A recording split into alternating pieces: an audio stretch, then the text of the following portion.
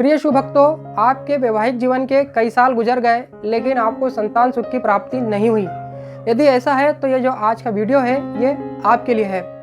क्या प्रिय शुभ भक्तों, आपने किसी ऐसे बालक को जाना है जो जन्म होते ही रोता नहीं है बल्कि हंसने लग जाता है, और जब उसकी माता उसके हंसने का कारण पूछती है तो बालक कहता है कि माता, ये जो संसार है ये स्वार्थी है, आप भी स्वार्थी है और आप मेरा पालन पोषण अपने स्वार्थ के लिए करेगी, आपकी भी मुझसे कुछ अपेक्षाएं रहेगी। जय श्री महाकाल। प्रिय शुभ भक्तों, उज्जैन बाबा महाकाल की नगरी में ऐसे कई दिव्य चमत्कारिक शिवलिंग हैं जिनके महत्व की जानकारी कम होने के कारण लोग इनके दर्शन लाभ के बारे में नहीं जान पाते, लोग इनकी महिमा को नहीं जान पाते, इनके दर्शन लाभ से वंचित रह जाते हैं, इनके पुण्य लाभ से वंचित हो जाते हैं। प्रिय शुभ भक्तों, आज मैं आपको उज्जैन महाकाल नगरी में एक ऐसे दिव्य और चमत्कारिक शिवलिंग के बारे में बताने जा रहा हूँ और उनके दर्शन कराने भी जा रहा हूँ, जिनके दर्शन करने से मान्यता है कि यदि किसी व्यक्ति को संतान सुख की प्राप्ति नहीं हुई है तो व्यक्ति यहाँ पर आकर भगवान शिव की स्तुति और आराधना करता है तो इस शिव भक्त को संतान सुख की प्राप्ति होती है।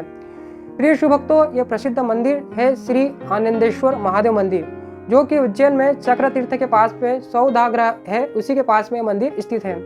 तो चलिए प्रिय शिव भक्तों, इस पवित्र मंदिर में चलते हैं, इस पवित्र शिवलिंग के दर्शन करते हैं और इसके पीछे की क्या पौराणिक रहस्यमय अद्भुत कथा है उस कथा को भी हम जानते हैं। प्रिय शिव भक्तों, पौराणिक कथा है कि प्राचीन समय में एक अनमित्र नाम के राजा थे। उनकी एक रानी थी जिसका नाम था गिरिभद्रा। राजा रानी के यहाँ एक पुत्र का जन्म होता है, लेकिन ये पुत्र जैसे ही जन्म लेता है रोने की बजाय जोर जोर से हंसने लग जाता है। जब इनकी माता रानी गिरिभद्रा अपने पुत्र से उसके हंसने का कारण पूछती है तब ये पुत्र उनसे कहता है कि माता, जो संसार है ये दुखों से भरा हुआ है और स्वार्थों से भरा हुआ है। इस संसार में कोई भी व्यक्ति चाहे कोई सा भी रिश्ता हो वो बिगड़ स्वार्थ के काम नहीं करता। वो कहता है कि माता, आपने मुझे जन्म दिया है तो आप भी मुझसे कुछ अपेक्षाएं रखती है, यानी कि आपका और मेरा रिश्ता भी स्वार्थ से भरा हुआ है। जब एक पुत्र अपने माता के प्रेम और ममता के ऊपर प्रश्न चिन्ह खड़ा कर देता है तो जो माता होती है वो निराश हो जाती है और क्रोधित होकर उस रूम से, उस कमरे से बाहर चले जाती है। जब वो कमरे से माता बाहर चली जाती है तो कमरे के बाहर ही एक बिल्ली रूपी राक्षसी खड़ी हुई होती है। वो राक्षसी इस बालक को उठाकर एक अन्य राजा विक्रम, जिनकी रानी हेमनी ने भी एक पुत्र को जन्म दिया था, वहां पर रख देती है और उस रानी हेमनी के पुत्र को उठाकर एक अन्य ब्राह्मण के घर में जन्म जो एक बालक होता है वहां पर रख देती है। यानी कि रानी गिरिभद्रा का बालक अब रानी हेमनी के पास में जाता है और रानी हेमनी का बालक एक अन्य ब्राह्मण के घर में चला जाता है। रानी हेमनी के घर में जब वो बालक आता है और तो उसका नाम आनंद रखा जाता है और उस बालक का पालन पोषण होने लग जाता है, और रानी हेमनी के बालक का नाम चैत्ररथ रखा जाता है, जो कि एक ब्राह्मण के घर चला जाता है और ब्राह्मण के घर पर उसका पालन पोषण होने लग जाता है।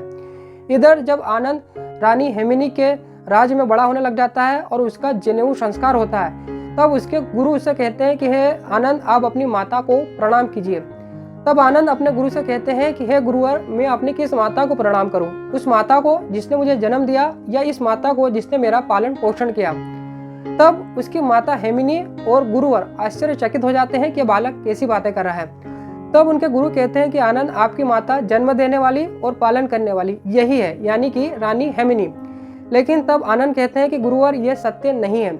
वो पुराना घटनाक्रम उन्हें बताते हैं कि किस प्रकार एक बिल्ली रूपी राक्षसी ने बच्चों की अदला बदली कर दी है और इनका बच्चा एक ब्राह्मण के घर में चला गया और मैं रानी गिरिभद्रा का पुत्र हूँ जिस माता ने मुझे जन्म दिया है और माता हेमिनी ने मेरा पालन पोषण किया है। यानी इस प्रकार का पूरा घटनाक्रम जब उन्हें बताते हैं और आगे ये भी बताते हैं कि जो संसार है ये स्वार्थ से भरा हुआ है और यहाँ पर कोई भी रिश्ता होता है वो स्वार्थ से ही परिपूर्ण होता है, बिगर निस्वार्थ भाव का या कोई भी रिश्ता नहीं है। आप माता पिता का ले लीजिए या अन्य कोई भी रिश्ता ले लीजिए, सब एक दूसरे से स्वार्थ के कारण बंधे हुए हैं, न कि प्रेम के कारण।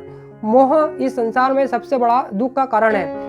इस प्रकार वो बालक आनंद एक अलग ही लेवल की जब ज्ञान के स्तर की बातें करने लग जाता है तो गुरुवर और जो उनकी माता हेमिनी होती है वो दोनों ही आश्चर्यचकित हो जाते हैं और बाद में वो जो बालक आनंद होता है वो अपना राजपाट, अपना कुल सब कुछ छोड़कर महाकाल वन में आ जाते हैं। और महाकाल वन में कहाँ पर आते हैं? इस पवित्र दिव्य चमत्कारिक शिवलिंग के पास में, जिनके की प्रिय शुभ भक्तों आप दर्शन कर रहे हैं।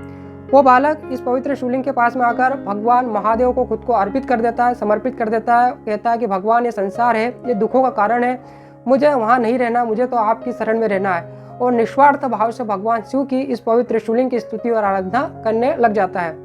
तब भगवान महाकाल उसकी भक्ति से प्रसन्न होते हैं और उसे दर्शन देते हैं और कहते हैं कि आप छठे मनु के रूप में जाने जाएंगे और आप इस देश दुनिया का मार्गदर्शन करेंगे, ऐसा आशीर्वाद देते हैं।